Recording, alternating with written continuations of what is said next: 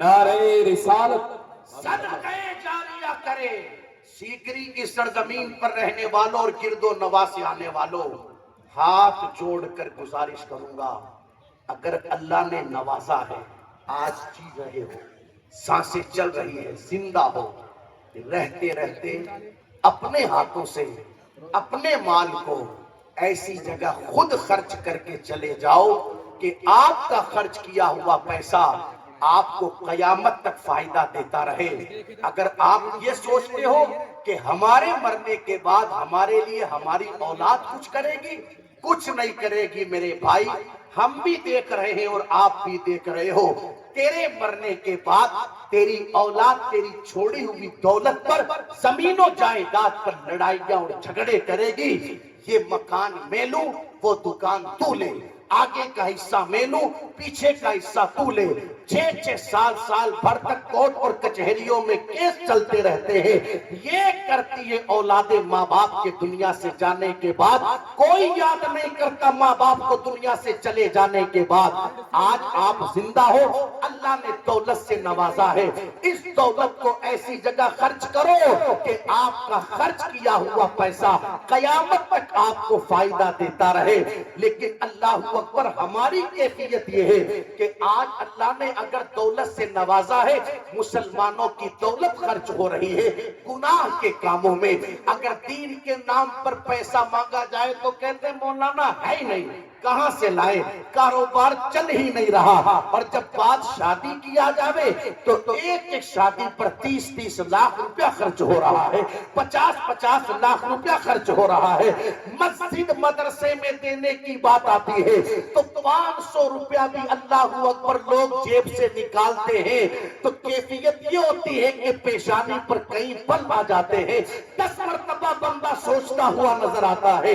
لیکن اللہ اکبر جب دکھاوے کی باری آوے، نام و نمود کی باری آوے، شہرت کی باری آوے، ریاکاری کی باری آوے تو لاکھوں لاکھ روپیہ لوگ خرچ کرتے ہوئے نظر آتے ہیں۔ میں کہتا ہوں 10 20 40 لاکھ کیا کروڑوں بھی شادیوں میں خرچ کر دو، 1 روپے کا بھی آپ کو ثواب نہیں ملنے والا۔ لیکن اگر آپ نے مسجد یا مدرسے میں یا دین کے کسی کام میں 1 روپیہ بھی خرچ کیا ہے، قیامت کے دن میرا اللہ 1 کے بدلے آپ کو 70 گنا اس کا اجر عطا فرمائے گا۔ پیسہ میرے اللہ نے دیا ہے، آج زندہ ہو، رہتے رہتے خود ایسی جگہ خرچ کرو قیامت تک فائدہ دے۔ مجھے آپ کے ادھر کے حالات پتہ نہیں، میں تو پورے راجستھان کو سامنے رکھ کر کے بات کروں، ہوڑ لگی ہے ہوڑ۔ اس نے شادی میں 10 لاکھ خرچ کیا، میں 20 کروں۔ اس نے 20 کیا، میں 30 کروں، چاہے بیاج پہ لانا پڑے لیکن کروں گا۔ اس نے 30 کیا، میں 50 لاکھ کروں گا۔ استغفراللہ، صدبار استغفراللہ۔ ایسی ایسی شادیاں بھی سنی گئی، دیکھی گئی۔ ٹینٹ لگا 12 لاکھ، ٹینٹ لگا 15 لاکھ کا۔ ہم نے سوچا یار ٹینٹ 15 لاکھ کا تو شادی کتنے لاکھ کی ہوگی؟ مولانا حنیف جانے وہ معلوم کرنے پر پتا چلا کہ وہ ٹینٹ تو کپڑے کا ہی تھا، اصل میں وہ جو 15 لاکھ روپے دیے گئے وہ کپڑے کے نہیں دیے گئے، اس ٹینٹ کے وہ کھانا کھلانے کے لیے وہاں پر مرد تو سارے مر ہی گئے تھے، عورتیں بلوائی گئی اور انہوں نے آ کر کے مردوں کو کھانا کھلایا، اس کا 15 لاکھ 20 لاکھ روپیہ دیا گیا۔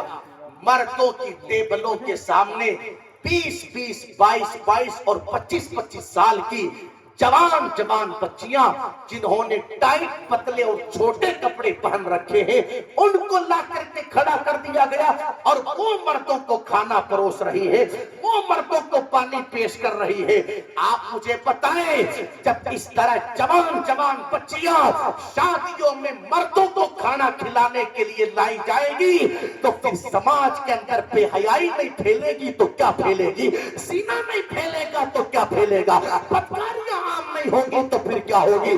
بڑی معذرت کے ساتھ اس وقت لوگوں نے شادیوں کو اتنا مہنگا کر دیا، اتنا مہنگا کر دیا، اتنا مہنگا کر دیا کہ اگر کوئی اپنے ایک بچے یا بچی کی شادی کرنا چاہتا ہے تو زیادہ نہیں کم سے کم اس کے پاس میں 5 7 لاکھ روپیہ ہونا چاہیے۔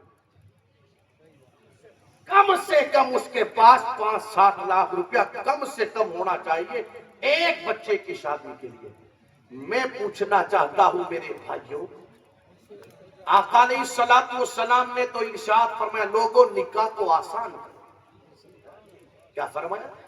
نکاح کو اتنا آسان کرو کہ بدکاری مشکل ہو جائے، بد فعلی مشکل ہو جائے۔ اب جس بندے کی مہینے کی تنخواہ 12-14-15 ہزار روپیہ ہو، وہ گھر کا خرچ چلائے گا یا بچوں کی شادیوں کے لیے روپیہ جمع کرے گا؟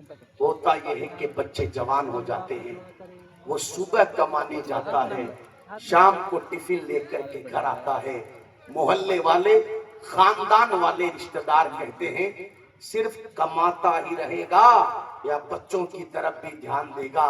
یہ تیرے بچے جوان ہو گئے۔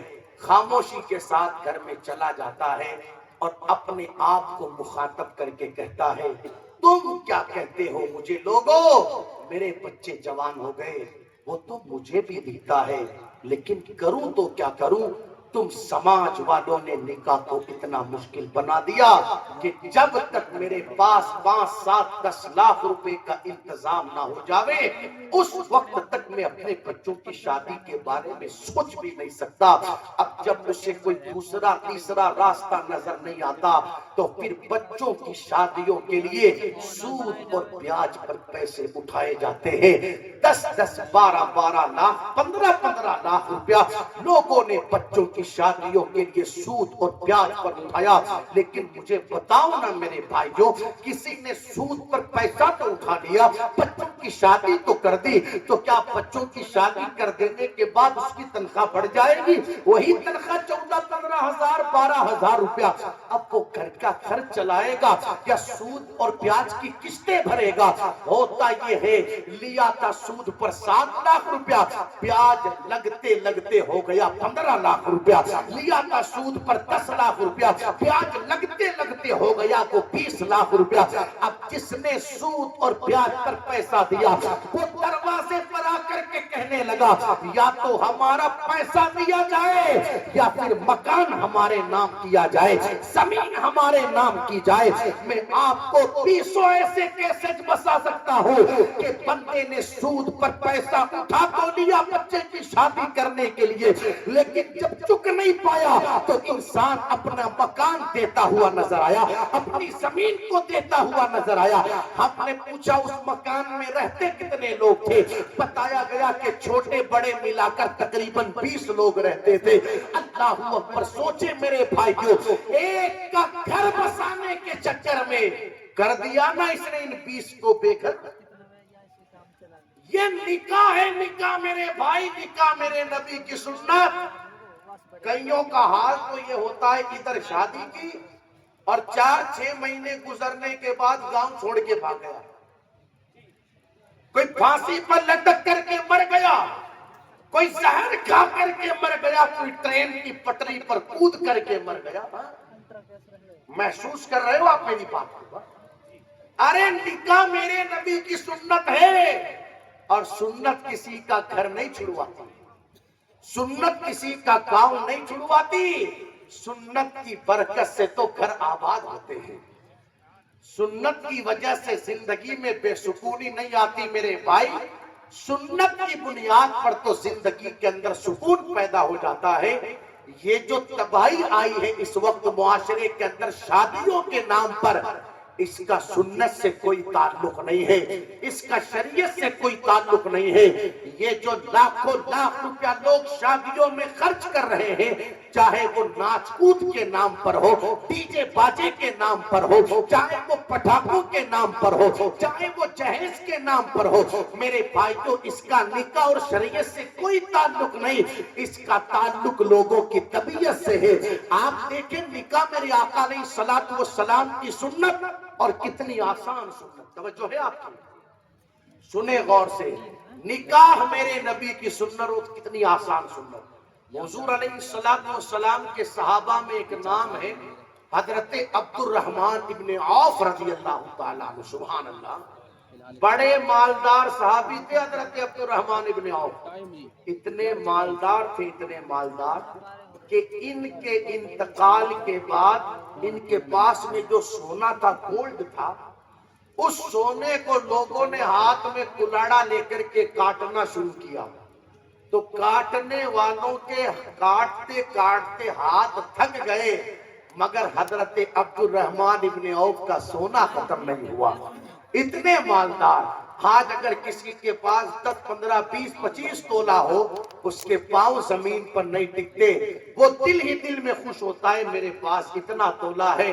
حضرت عبد الرحمن ابن عوف کے پاس کتنا سونا، کاٹنے والوں کے کلاڑے سے کاٹتے کاٹتے ہاتھ تھک گئے، حضرت عبد الرحمن ابن عوف کا سونا ختم نہیں ہوا۔ خود فرماتے ہیں لوگوں، میرے لیے برکت کی دعا میرے نبی نے فرمائی ہے، اور اسی برکت کی دعا کا اثر ہے عبد الرحمن جس پتھر کو اٹھاتا ہے، اللہ اس کے نیچے عبد الرحمن کو سونا عطا فرماتا ہے۔ کتنے مالدار صحابی حضرت عبد الرحمن ابن عوف۔ اس بندے کی شادی ہو رہی ہے تو زیادہ نہیں تو کم سے کم گاؤں والوں کو تو پتہ چلنا ہی چاہیے، اتنے مالدار بندے کی شادی، اتنے مالدار، تو کم سے کم گاؤں والوں کو تو پتہ چلنا ہی چاہیے۔ آج ہوتا ہے نا لوگوں کا یہ مزاج کہ یار کم سے کم گاؤں والوں کو تو پتہ چلے، تاکہ محسوس ہو کہ انہیں فلاں صاحب کے بچے یا پوتے کی شادی ہے۔ لیکن عبد الرحمن ابن عوف کا نکاح ہوا، شام کو نکاح ہوا، صبح ان کی ملاقات میرے آقا علیہ السلام سے ہوئی، سبحان اللہ۔ حضور علیہ السلام نے دیکھا کہ ان کے کپڑے پر خوشبو لگی ہوئی، ارشاد فرمایا عبد الرحمن تیرے کپڑے پر یہ خوشبو کیسے؟ عرض کی یا رسول اللہ علیہ السلام کل شام کو میرا نکاح ہو گیا۔ سنو بات کو غور سے اور سمجھو، کیا عرض کی؟ کل شام کو میرا نکاح ہو گیا، یعنی حضرت عبد الرحمن ابن عوف کا نکاح ہو گیا، اور بظاہر میرے نبی کو بھی خبر نہیں، بظاہر میرے نبی کو بھی پتہ نہیں۔ ہماری طرح صحابہ پریشان نہیں ہوتے تھے، حالانکہ صحابہ کے نزدیک حضور سے بڑھ کر کون، لیکن حضرت عبد الرحمن ابن عوف کا نکاح ہو گیا، مگر بظاہر میرے آقا علیہ السلام کو بھی خبر نہیں۔ اس سے کیا پتہ چلا؟